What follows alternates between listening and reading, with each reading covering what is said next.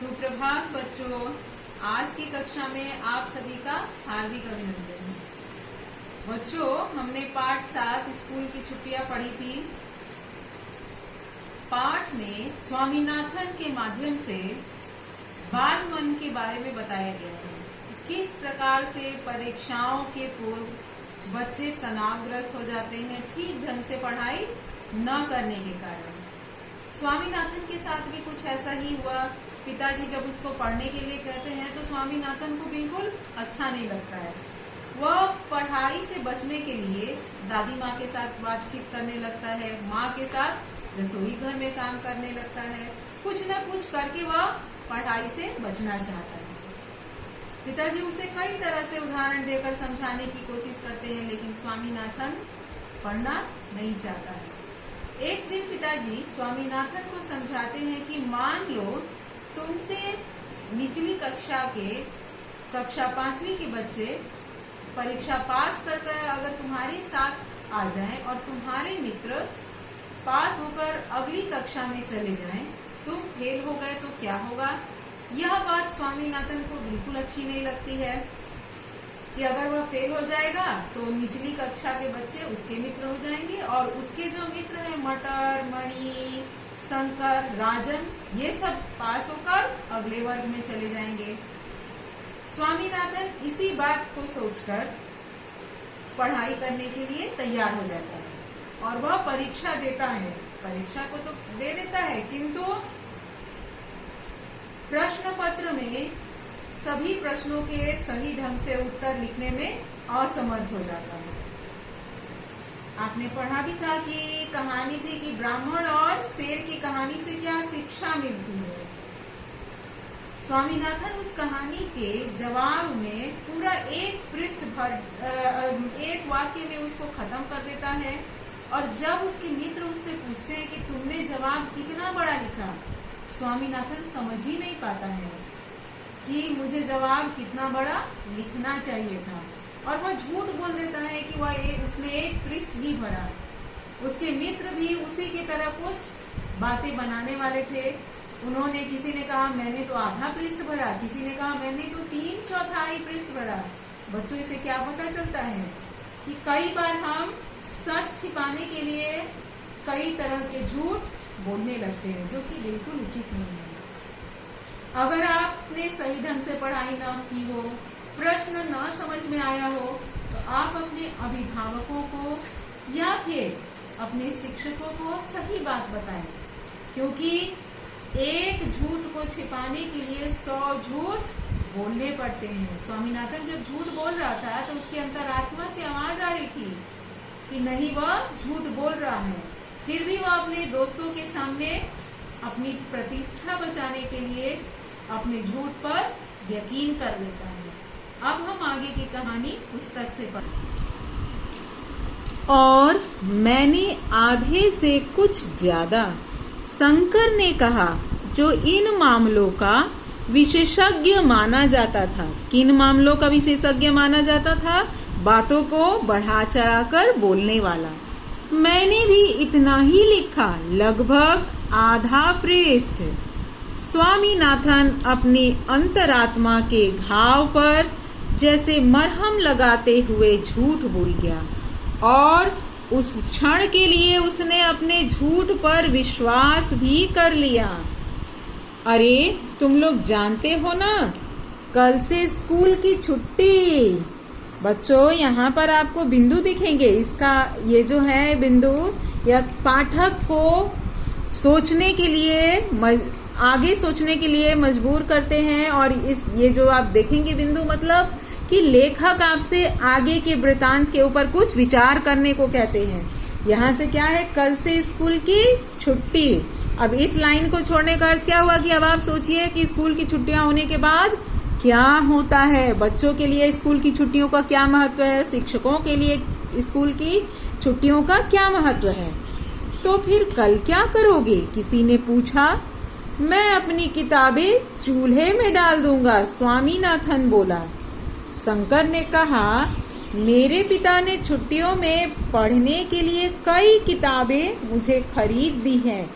जहाजी Sinbad, Ali बाबा आदि। मणि हाथ ऊपर उठाकर रोता झींकता हुआ आया। वक्त बहुत ही कम था, वरना मैं आखिरी सवाल को तो उड़ा सकता था। मटर भी कहीं से प्रकट हुआ। उसके बाएं गाल पर स्याही की बड़ी लकीर थी। 15 मिनट बाद फिर घंटी बजी। सारा स्कूल हॉल में इकट्ठा हो गया। सबके चेहरों पर खुशी थी और बातों में अच्छी दोस्ती की झलक थी। अध्यापक भी अपनापन दर्शाते हुए खुश लग रहे थे। सभी के चेहरों पर खुशी किस बात की थी? क्योंकि छुट्टी की घोषणा होने वाली थी। बच्चे प्रसन्नचित्त थे कि परीक्षाएं खत्म हो गई, अब छुट्टियां हैं, और अध्यापक भी खुश थे। हेडमास्टर मंच पर आए और शोर के थमने का इंतजार करने के बाद उन्होंने छोटा सा भाषण दिया। उन्होंने कहा कि स्कूल जून की 19 तारीख तक बंद रहेगा और 20 जून को खुलेगा। उन्होंने आशा व्यक्त की कि लड़के अपना समय नष्ट नहीं करेंगे और कहानियों की किताबें पढ़ते रहेंगे तथा अगली क्लास की किताबों पर नजर डालते रहेंगे, क्योंकि वे आशा करते हैं कि सब अगली क्लास में जाएंगे। अब 1 मिनट और प्रार्थना होगी और उसके बाद सब लड़के अपने अपने घर जा सकते हैं। प्रार्थना के अंत में जैसे तूफान आ गया। कौन सा तूफान आ गया? आंधी तूफान नहीं, बच्चों की खुशी, उनके कोलाहल का तूफान। ऊंची आवाजों और चिल्लाहटों का झुंड रेले की तरह हॉल से बाहर निकला। बच्चों, आपके पास भी पुस्तक है, चित्र में देखिए बच्चे कितने आनंदित हैं। मणि ने स्कूल के गेट पर तेजी से काम किया। किसी का कलम छीना, किसी की दवात, और उन्हें तोड़ दिया। उसके आसपास लड़कों की खुशी और उत्तेजना से भरी भीड़ थी। एक एक चीज के टूटने पर खुशी की चित्कार उठती थी। एक क्षण के उत्साह में आकर स्वामीनाथन ने अपनी दवात खुद ही अपने सिर पर उलट ली थी और बहती स्याही से उसकी आंखों के नीचे काले दायरे पड़ गए थे। यहाँ देखिए चित्र में स्वामीनाथन इतना खुश है कि उसने दवात अपने ऊपर उड़ेल दी। बच्चों, दवात, अभी आपने दवात नहीं देखी होगी। आप जिसको जेल पेन कहते हैं ना, तो पहले दवात चलता था और पेन इस तरह का नहीं, इसको निब पेन बोला जाता है। उसका जिसमें इंक भरा जाता था, स्याही, उसको पीछे के साइड से भरा जाता था लिक्विड, और ऊपर नुकीला, शायद आपने चित्र में देखा हो या उस तरह के कलम को देखा हो। हम लोग जब पढ़ते थे तो उसी तरह से लिखते थे। स्याही ऊपर से निकलती थी और जेल पेन जैसा लिखाता था। जब स्याही खत्म हो जाती थी, फिर से दवात से उसमें ट्यूब डालकर स्याही को भरा जाता था। बच्चे अक्सर क्या कर, वो स्याही कई बार क्या होती थी कि बाहर से लीक करती थी, हाथ में, कपड़ों पर लग जाती थी। तो बाद में धीरे धीरे नीब पेन का प्रचलन बढ़ गया, क्योंकि इससे स्याही नहीं निकलती है। यहाँ देखिए, जब ये कहानी अभी की नहीं है, पहले की है, और उसी समय के बारे में दर्शाया जा रहा है कि किस तरह से परीक्षाएं होती थी, बच्चे किस तरह से आनंदित होते थे। और बच्चों के आप पोशाक को भी देखिए, बच्चों ने धोती पहन रखा है, लेकिन अभी इस तरह का परिधान नहीं है। किसी का कलम छीना, किसी की दवात, उन्हें तोड़ दिया। उसके आसपास लड़कों की खुशी और उत्तेजना से भरी भीड़ थी। एक एक चीज के टूटने पर खुशी की चित्कार उठती थी। एक उस क्षण के उत्साह में आकर स्वामीनाथन ने अपनी दवात खुद ही अपने सिर पर उलट ली थी और बहती स्याही से उसकी आंखों के नीचे काले दायरे पड़ गए थे। पुलिस का एक सिपाही सड़क से गुजरा। मणि ने उसे आवाज दी, सिपाही जी, सिपाही जी, इन लड़कों को गिरफ्तार कर लो। इसके साथ ही सैकड़ों कंठों से निकले विजय घोष से आसमान गूंज उठा। फिर कुछ और दवाते फोड़ी गए, कुछ और कलम तोड़े गए। इस सारे तमाशे के बीच मणि जोर से बोला, कोई सिंगाराम की पगड़ी ले आए, मैं उसे रंग दूंगा। बच्चों, सिंगाराम कौन है? स्कूल का चपरासी। और बच्चे शरारत के कारण कह रहे हैं कि उसकी पगड़ी को ले आओ और मैं उसको रंग दूंगा। स्कूल का चपरासी सिंगाराम एकमात्र व्यक्ति था जो आजादी के इस उत्साह से प्रभावित नहीं था। जैसे ही उसके कानों में भनक पड़ी कि उसकी पगड़ी को रंगने की योजना बन रही है, वह डंडा लेकर भीड़ की तरफ दौड़ा और उधम मचाने वाले को तितर बितर कर दिया। तितर बितर करना मतलब अलग करना। तो बच्चों, इस कहानी को मैं दोबारा से पढ़ दे रही हूँ एक बार। आप सब इसको ध्यान से सुनिएगा और समझने की कोशिश कीजिएगा। अप्रैल में परीक्षाओं से केवल 2 सप्ताह पहले स्वामीनाथन को लगा कि पिताजी का मिजाज बहुत खराब होता जा रहा है। वे बात का बतंगड़ बनाने लगे थे, जैसे उन्होंने अचानक अपने बेटे को तंग करने का फैसला कर लिया हो। अगर वह दादी से गपशप कर रहा होता है तो उससे कहा जाता है, याद रखो परीक्षा नजदीक है, तुम्हारी दादी इंतजार कर सकती है लेकिन परीक्षा इंतजार नहीं करेगी। अगर वह माँ के पीछे पीछे भागता नजर आएगा तो उसे ढूंढवा कर पढ़ाई करने का आदेश दिया जाएगा। अगर तालुका दफ्तर के घंटे के 9 बजाने के बाद उसकी आवाज कहीं सुनाई देगी तो पिता के कमरे से आवाज आएगी, स्वामी तुम अभी सोए नहीं, तुम्हें सुबह जल्दी उठना और पढ़ना है। स्वामीनाथन के जीवन का यह बहुत कठिन समय था। एक दिन उसने चिढ़कर पिता से कहा, आप परीक्षा को लेकर इतने परेशान क्यों हैं? तुम फेल हो गए तो मैं फेल नहीं हो सकता। नहीं हो सकते, लेकिन जब तुम पढ़ोगे और सवालों का ठीक जवाब दोगे।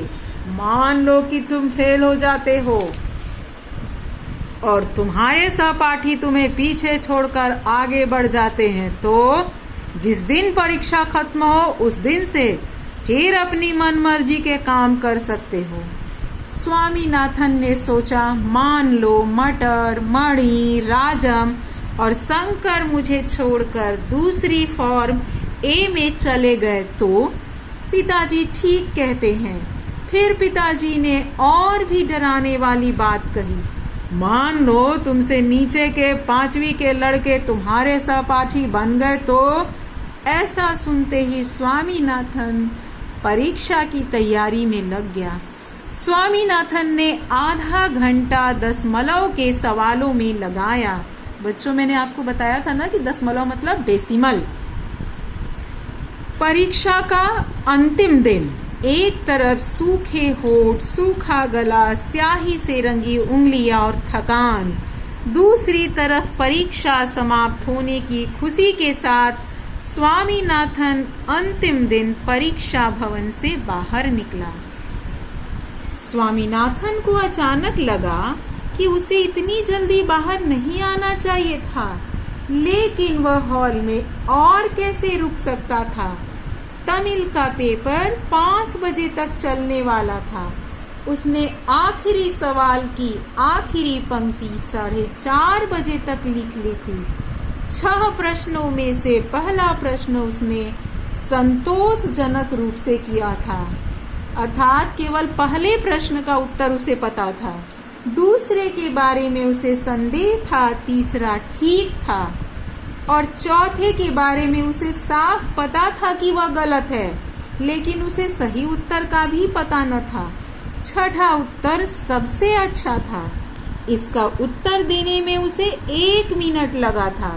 उसने यह सवाल 4:30 बजने में 2 मिनट पहले पढ़ा। 1 मिनट बाद उसने उत्तर लिखना शुरू किया और ठीक 4:30 बजे खत्म कर दिया। प्रश्न था, ब्राह्मण और शेर की कहानी से क्या शिक्षा मिलती है? एक ब्राह्मण तालाब के किनारे से गुजर रहा था।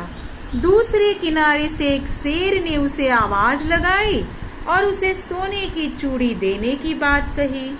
ब्राह्मण ने पहले तो चूड़ी लेने से मना कर दिया, किंतु जब शेर ने अपने को भोला भाला और सच्चा बताया तो ब्राह्मण पानी में चलकर उसके पास आ गया।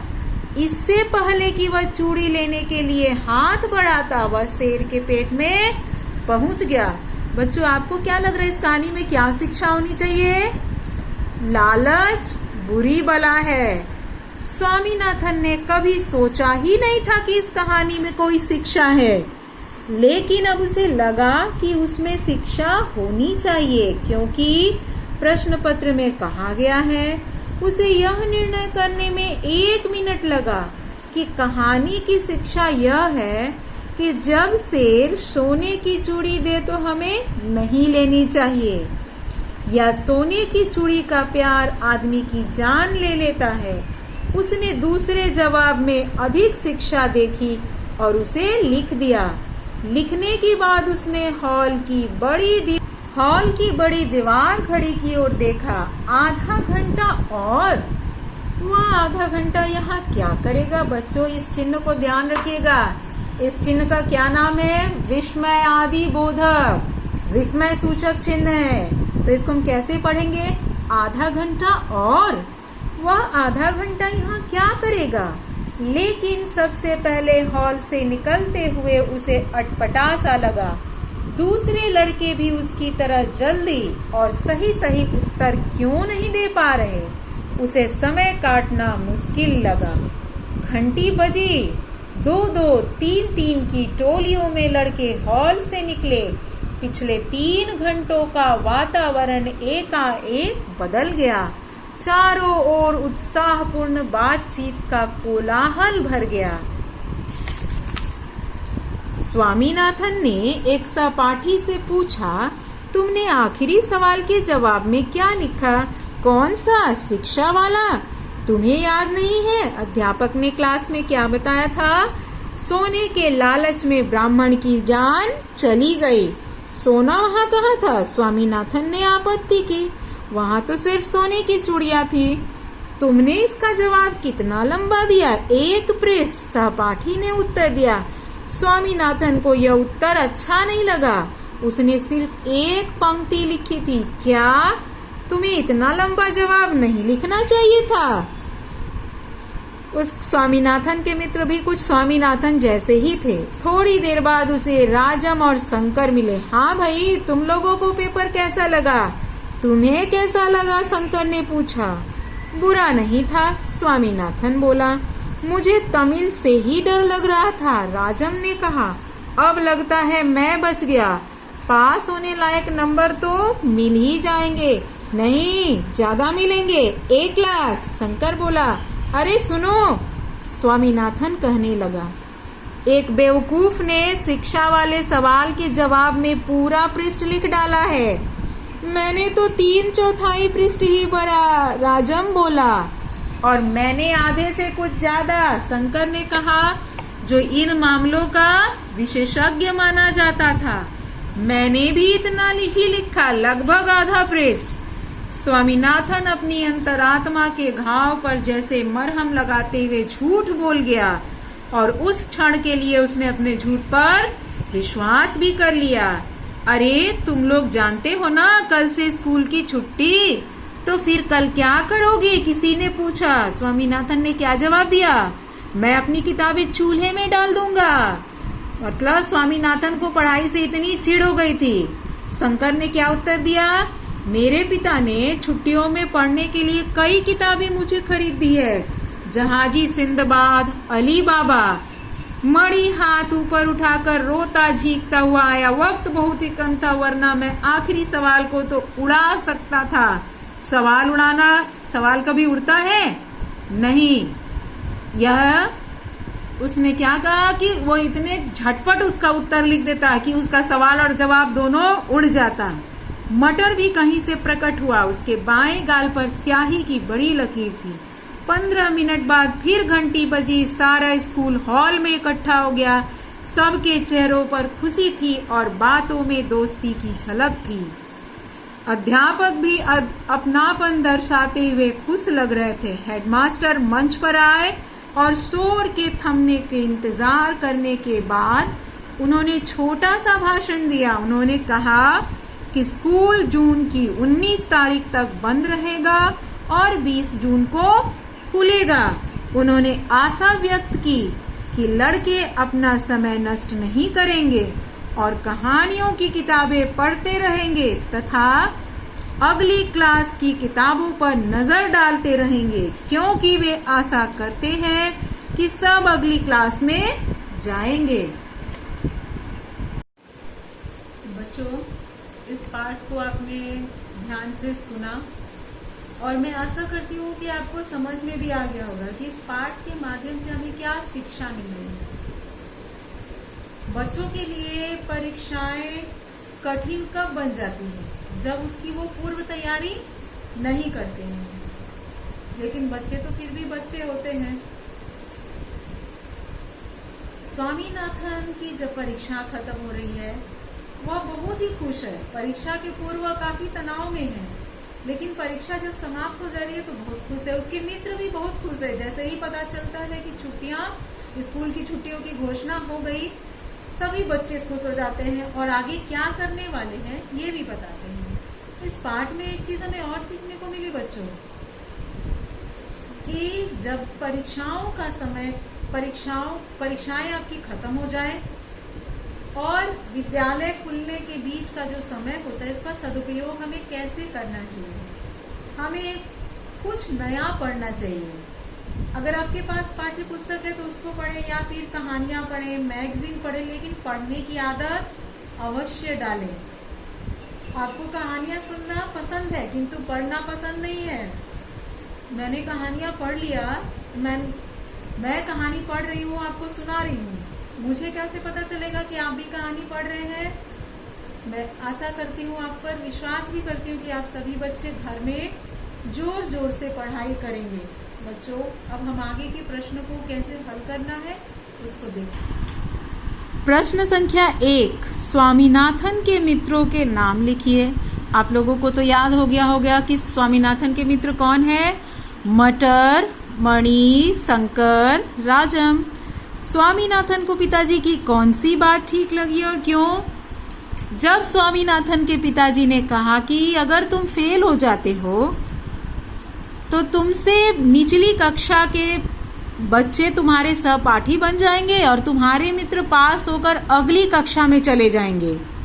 स्वामीनाथन को यह बात उस समय इसलिए ठीक लगी कि उसको लगा कि अगर मैं पढ़ाई नहीं करूंगा तो मेरे साथ ऐसा ही होगा, और जिसको सुनकर वह पढ़ाई करने लग जाता है। स्वामीनाथन को अंतिम दिन परीक्षा भवन से बाहर आते हुए कैसा लग रहा था? स्वामीनाथन को अंतिम दिन परीक्षा भवन से बाहर आते हुए अटपटा लग रहा था, क्योंकि अभी परीक्षा समाप्त होने में आधे घंटे और थे और उसका कोई भी मित्र परीक्षा हॉल से बाहर नहीं निकला था। स्वामीनाथन बाहर क्यों निकल गया? क्योंकि उसने सभी प्रश्नों के उत्तर कर लिए थे। स्वामीनाथन ने छठे प्रश्न के उत्तर के बारे में क्या झूठ कहा और क्यों? स्वामीनाथन ने क्या झूठ कहा था? जब उसने अपने मित्रों से सुना कि किसी ने 1 पृष्ठ लिखा है, किसी ने 3/4 पृष्ठ लिखा है, किसी ने आधा पृष्ठ, तो स्वामीनाथन ने भी कहा कि उसने भी लगभग आधा पृष्ठ ही लिखा है। क्यों? क्योंकि वह अपने मित्रों के सामने शर्मिंदा नहीं होना चाहता था कि उसने वास्तव में केवल 1 पंक्ति ही इसका उत्तर लिखा है। इसलिए हेडमास्टर ने बच्चों को छुट्टियां किस प्रकार बिताने की सलाह दी? हेडमास्टर जी ने क्या कहा था कि लड़के अपना समय नष्ट नहीं करेंगे और कहानियों की किताबें पढ़ते रहेंगे तथा अगली क्लास की किताबों पर नजर डालते रहेंगे। बच्चों, प्रश्न संख्या 1 से 5 तक आपको अपनी कॉपी में करना है। प्रश्न संख्या 6 को पुस्तक में करना है। आज का गृह कार्य इतना ही है। धन्यवाद।